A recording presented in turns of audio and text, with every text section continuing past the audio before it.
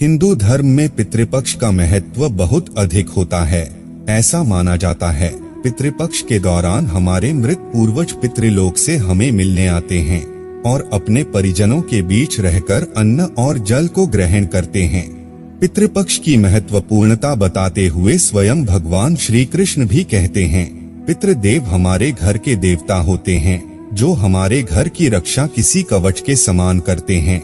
ऐसे में जिन घरों में स्वयं पितृदेव खुश रहते हैं उस घर पर कभी कोई संकट नहीं आता। लेकिन अगर किसी घर में कोई पितृ दोष होता है या उनके पितृ देवता उनसे नाराज होते हैं तो उस घर में हमेशा लड़ाई, झगड़ा, क्लेश, धन की परेशानियां और बीमारियां बनी रहती है।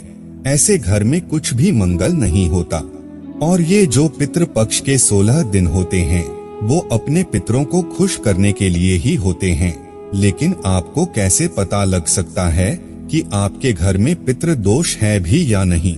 तो मित्रों, आज के इस वीडियो में हम इसी विषय के बारे में आपको बताएंगे।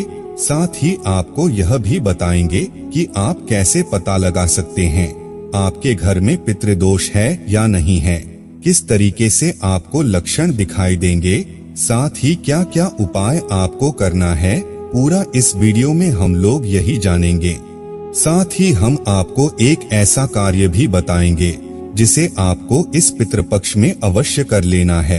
अगर आप ये कार्य नहीं करते तो आपके पितृ देवता आपसे नाराज हो सकते हैं, आपके घर परिवार में संकट आ सकता है, जीवन की खुशियों को नजर लग सकती है। मित्रों, सबसे पहले हम आपको बता दें, ये जो भी जानकारी हम आपको बताने वाले हैं इसका उल्लेख शिव महापुराण में किया गया है। बस हम आपके सामने इसे आसान भाषा में बता रहे हैं।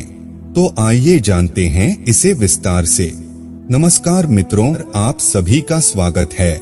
ऐसी और वीडियो देखने के लिए चैनल को सब्सक्राइब करें। अगर आप भी भगवान श्री कृष्ण के भक्त हैं तो कमेंट में जय श्री कृष्णा जरूर लिखें। तो चलिए शुरू करते हैं आज की प्रस्तुति। मित्रों, श्राद्ध पक्ष यानी जो ये पितृपक्ष की जब भी शुरुआत होती है तो जो भी हमारे पितृ देवता हैं या फिर जो हमारे पितर हैं जिन्हें हम पूर्वज भी कहते हैं, इन्हें पितृलोक से मृत्युलोक में भेजा जाता है और ये सर्वप्रथम हमारे घरों में आते हैं। तो जो ये श्राद्ध पक्ष की शुरुआत हो रही है वो 29 सितंबर यानी कि शुक्रवार को हो चुकी है और इसका समापन 14 अक्टूबर को हो जाएगा। और इसी बीच में आपकी सारी तिथियां आ जाएंगी, जैसे द्वितीय, तृतीया, चतुर्थी, पंचमी, प्रदोष, एकादशी, सब कुछ आ जाएगा। ऐसे में जिन दिनों पर आपके पितृ इस दुनिया को छोड़कर गए थे उसी दिनों पर आपको उनका श्राद्ध करना है। अगर आपको तिथियां पता नहीं है तो आप इसे अमावस्या के दिन भी कर सकते हैं। तो इन सब में सबसे पहले हम आपको बताएंगे इन 16 दिनों में कौन सी ऐसी गलतियां हैं जो नहीं करनी है और कौन सा उपाय है जो आपको करना चाहिए जिससे आपके पितृ देवता खुश रहेंगे और आपके हर एक परिवार के सदस्य की उन्नति होगी। क्योंकि दोस्तों, यह पूरा खेल पितृ दोष का ही होता है।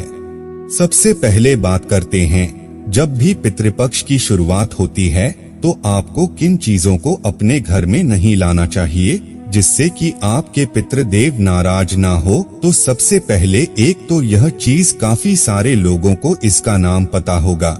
इसे आगरा का जो पेठा होता है वो इसी वाले फल से बनता है।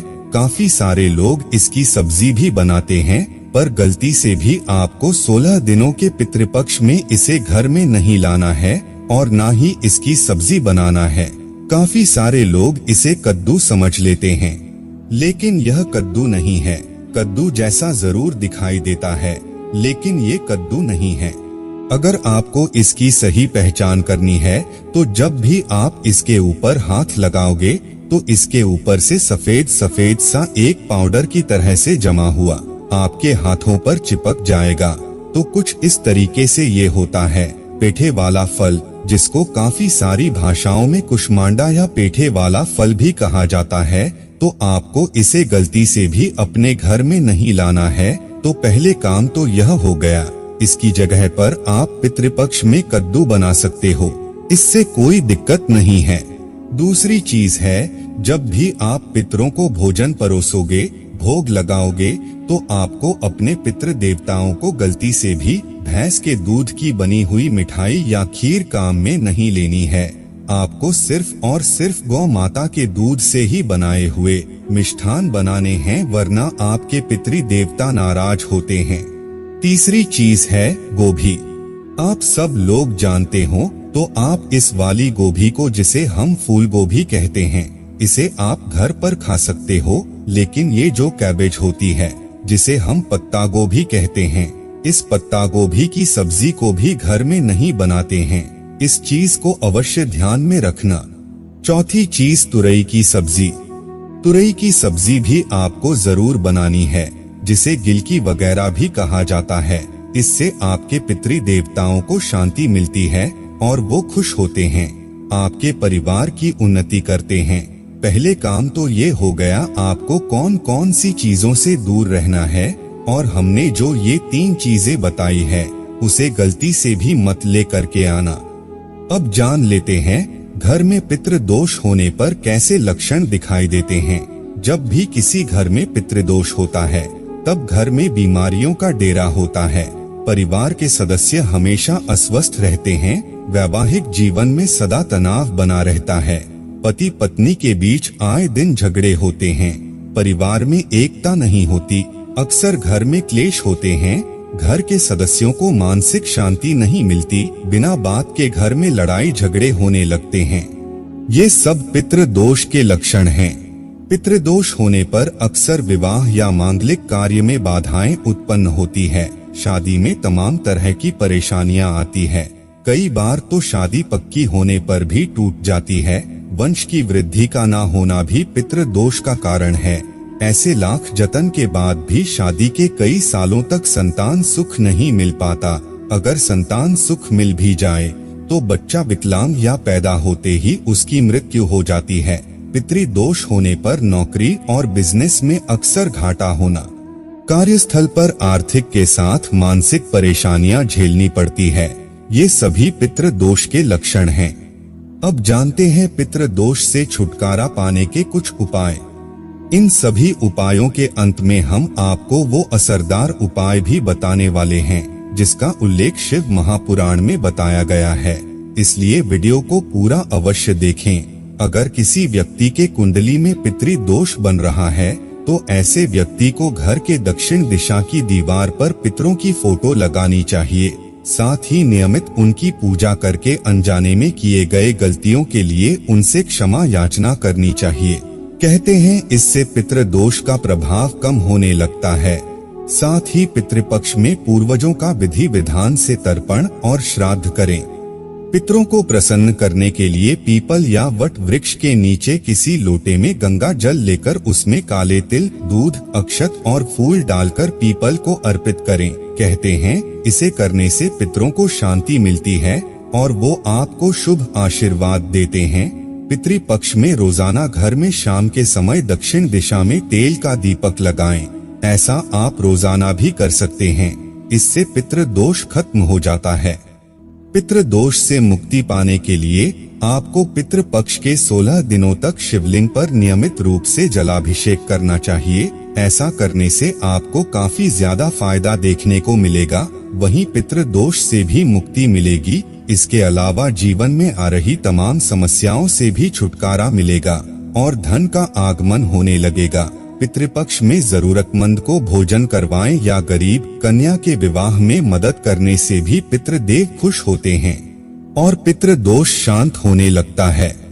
अब जानते हैं उस असरदार उपाय के बारे में जिसका जिक्र शिव महापुराण में बताया गया है।